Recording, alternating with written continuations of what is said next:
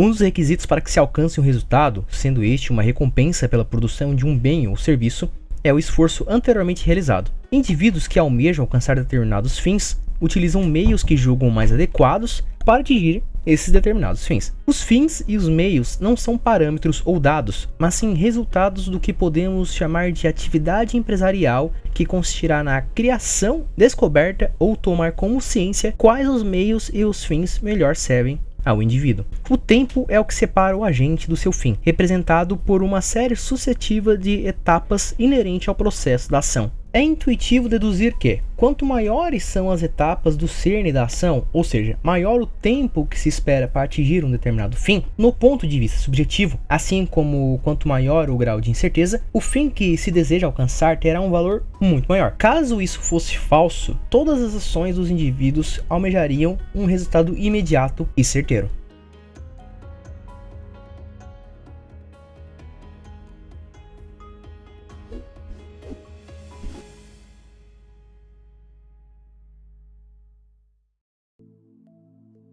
Oi, eu sou o Henrido e esse vídeo serão breves comentários sobre a estrutura de capital. É evidente que há o desejo do indivíduo por realizar a ação e atingir um objetivo com o menor tempo possível e maior segurança. Porém, este comportamento muda quando o objetivo final possui um valor maior, fazendo com que o indivíduo mostre a disposição de postergar a realização de seus objetivos.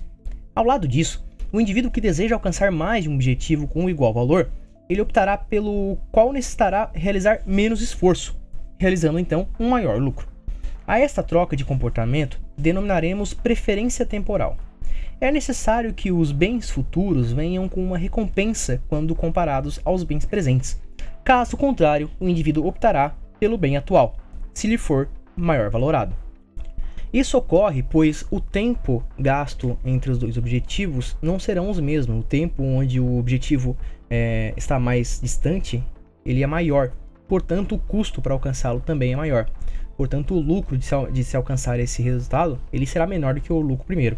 Então, com fins de iguais valores, nós, em questões temporais, nós sempre optaremos escolher por fins mais de curto prazo.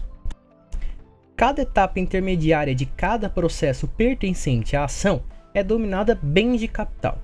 Portanto, o bem de capital é uma das etapas que constitui todo o processo produtivo desenvolvido pelo indivíduo.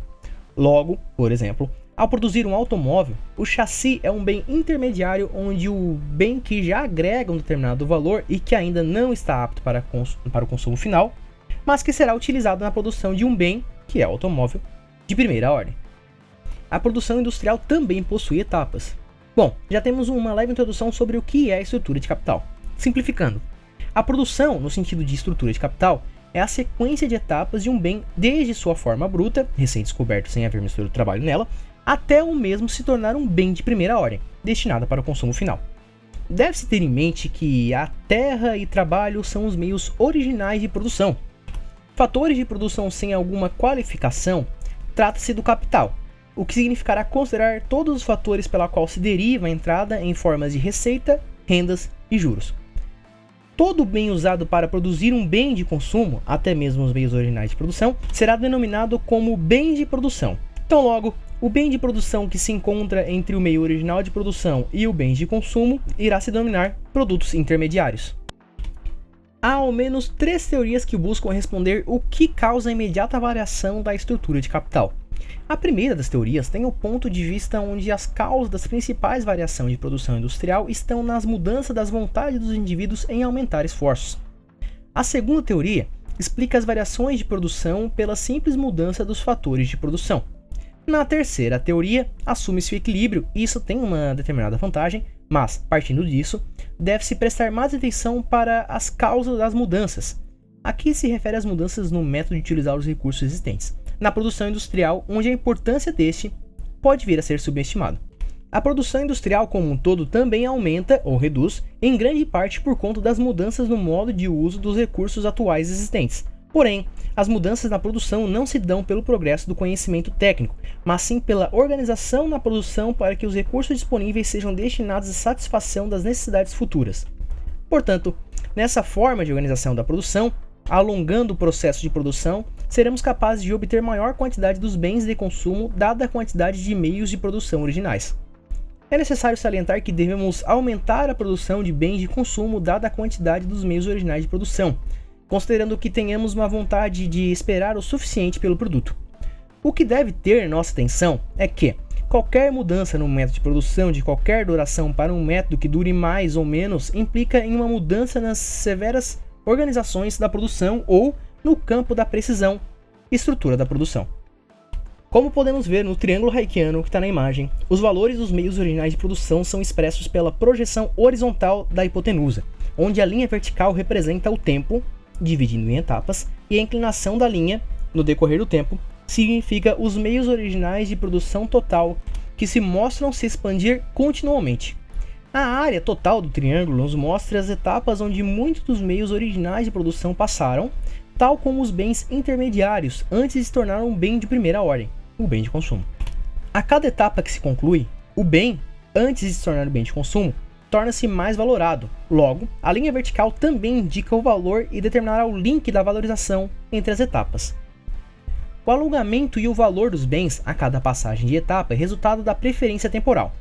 O aumento em poupança possibilita uma realocação de capital no triângulo, permitindo uma acumulação de bens de capital e um crescimento real. É necessário destacar que a diferença nos valores entre os bens de características semelhantes, onde um é um bem no presente e o outro é um bem no futuro, é denominada de juros originários. A soma dos juros originários terá uma proporcionalidade direta à preferência temporal dos indivíduos. Quanto mais os indivíduos valorizam o consumo no presente, maior terá que ser o montante dos juros para tornar atraente o trade-off entre os bens presentes e os bens futuros. O contrário também é verdadeiro para caso os indivíduos tenham um comportamento mais poupador. Portanto, a estrutura de capital é uma série de etapas que exigirá para que um determinado produto fique pronto para o consumo. Este produto específico será de primeira ordem. A estrutura de capital inclui tanto os bens de primeira ordem quanto os de ordens superiores. Vimos também que é o desejo em consumir o bem de primeira ordem que fará com que as demais etapas sejam possíveis. Portanto, uma estrutura de capital se dá pela expectativa da demanda futura, baseando nas informações presentes, com algumas considerações, como por exemplo a restrição orçamentária, comportamento do consumo e etc.